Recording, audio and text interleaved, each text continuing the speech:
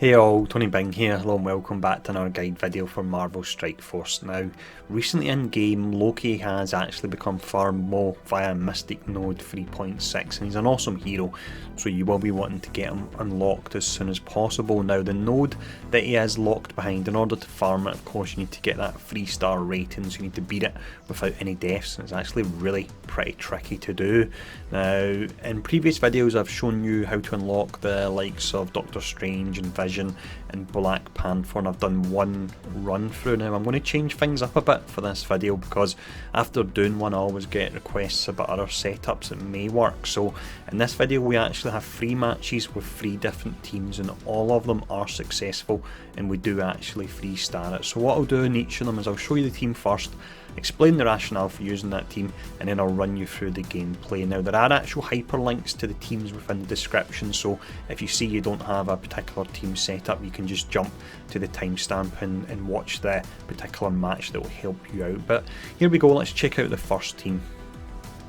This was the first setup then, and this is the quickest match where we absolutely smashed down Loki in record time. This was also the most fun one to do, cost me the least amount of energy to test it.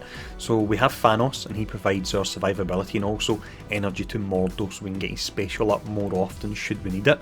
Mordo is there for his stun, and during the match I'll let you know who you want him to actually stun. Black Panther's there for damage, Loki's there for his defense down and the huge amount of damage you can do at the start of the match, and then you've also got Nobu as well. Now he works really nice with this team because Loki has the buff to the Mystic Controller characters, so that includes both Mordo and also Nobu as well, which means they act a little bit quicker and they get better focus and resistance. Now before we go in, I will quickly mention the fact that I know I'm using Loki, but when he first came out you did have the opportunity to do 2 blitzes with him, so some players might have him even though they haven't passed Node, and that's why I'm showing him off in this team setup. But here we go for this first match.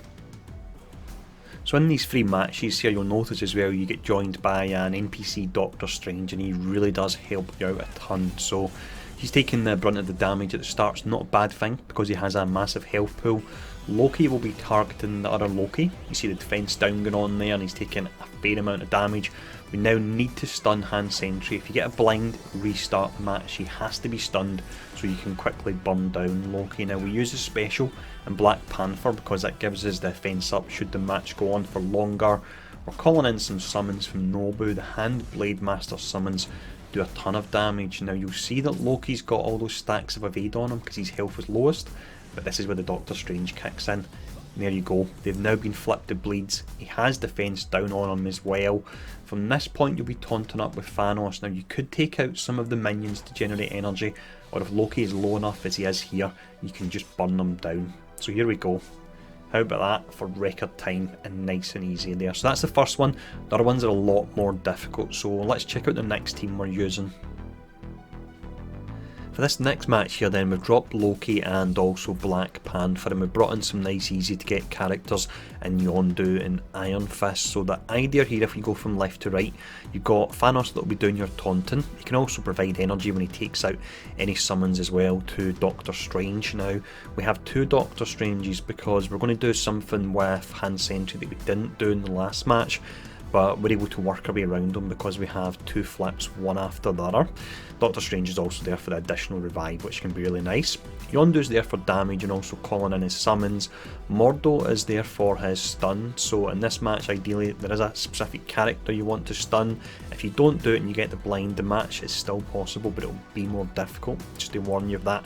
And then finally you've got Iron Fist, he's there for his ultimate. You fire that off on Loki when you get the chance and he's got a ton of debuffs on him, and then the match should be over shortly after that. So team power here, you can see it's 173,000, and I'll just quickly mention in the first match, in case you didn't notice, the team power was 150,000, but let's go into this one here.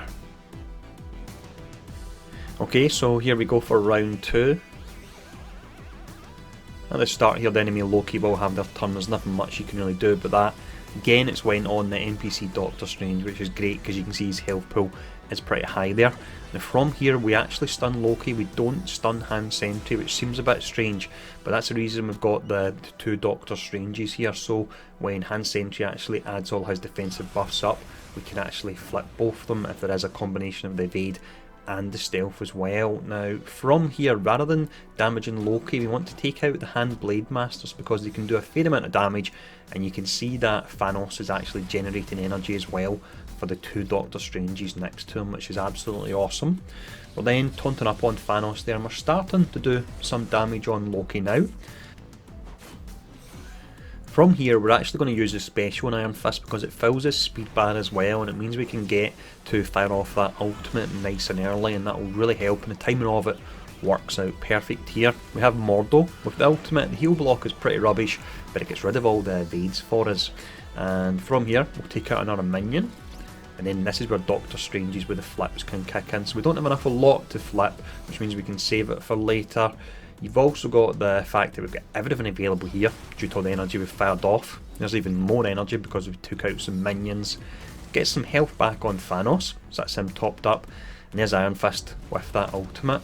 You can see Loki's starting to go down really low here, and we've got a fair amount of debuffs in the enemy team.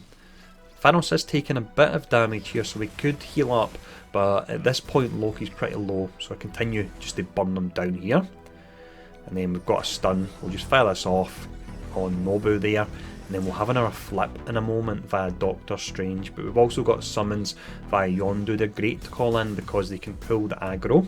And here's a flip which flips the regeneration into bleeds, and down he goes. So that's match number 2 done. So let's check out the third team we'll be using here. So far then, we've showed off a team that was more about offense. We showed off one that was about utility. Now this one is all about defense. The team power is 176,000. We have Thanos in here first. He's got his awesome taunt that lasts for 2 turns, and his energy bomb that gives him a ton of health back. And Sentry's there for the evade and also the stealth, so he can give a little bit of downtime to some of the other tanks if they do need it. You've got Juggernaut. His charge is really important, and that's what we're going to use to do the bulk of our damage, and his tanking capabilities are pretty great as well. Scarlet Witch is there because she can redistribute the health between all these characters, and she can also extend any debuffs that are there. And then finally you've got Doctor Strange, so we're doing the double flips again, and we've also got the double revives and health regen should we need them. So here we go for the final match.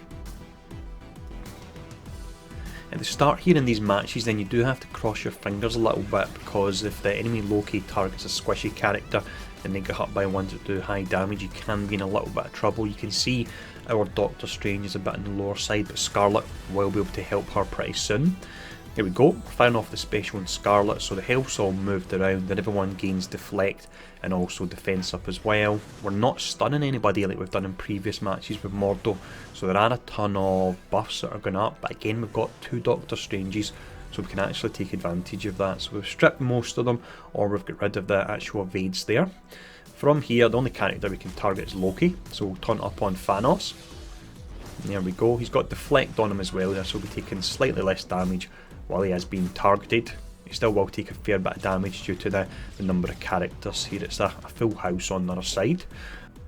We're now taunting up on Juggernaut because the Hand Archer is one of the few characters that can remove the taunt from Thanos, and he actually done that there. Then we have to attack that Loki with the evade on him. There was no choice but to do anything else. Second Doctor Strange kicks in, flipping everything. So we've got a ton of debuffs, and Scarlet Witch is coming in at perfect timing here. Look at that. All those minions she took out, energy getting generated and all the debuffs. We still have some on Loki, but this is why we have another flip via the second Doctor Strange. So here we go, we'll fire this off. And there we go. So the characters are certainly getting whittled down, and we've worked our way through all the summons they bring in. Thanos is getting his health back up again. Juggernaut is on the lower side, but he's got his death proof, so that'll be enough to sustain him until the end of the match. And we removed the evade there via Scarlet Witch on Loki. The reason we want that removed is Juggernaut will get his ultimate soon, and that's what you're really tanking up for. You're tanking up until you can fire off that ultimate Juggernaut, so you need to make sure that Loki doesn't have evade. And there we go, boom, 44,000 damage we done on him to take him out there. Complete overkill. So that's us. That's 3 different ways you can actually beat them using a variety of teams. Some with quite exclusive characters, some that are more on the free-to-play side. And this last match is probably the easiest setup, the less risky one, but it's probably the least fun. I did prefer the first one myself. So let me know in the comments below if these strategies help. Let me know which one you actually enjoyed the most. Once again, the first one was pretty awesome. I really did enjoy that, and thanks for tuning in, and I'll see you all again soon.